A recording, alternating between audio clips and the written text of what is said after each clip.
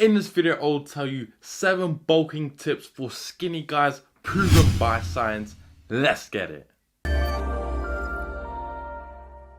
Number 1, increase your exposure to food cues, especially junk food. Have junk food lying on the counters and the tables at home and at work. Number 2, eat foods high in sugar and fat, aka junk food. So you want to eat all these refined foods because it's way easier to pass the satiety signals. And tip number 3, eat more fatty protein sources. For example, instead of eating chicken breast, tuna and white fish, start eating chicken thighs, 20% beef mince, 20% turkey mince, salmon, all the fatty sources. And tip number 4, limit effort barriers to foods. For example, if there are wrappers on foods, if they're cooked, or you have to cook them. And tip number 5, add oils, creamers, sugars, all of these easy substances to your meals. And tip number 6, I see this all the time, limit your protein shakes and water. Stop drinking so much water before your meals. Let me know in the comment section now if you've made that mistake or thinking that drinking more protein shakes is gonna build more muscle mass. Eat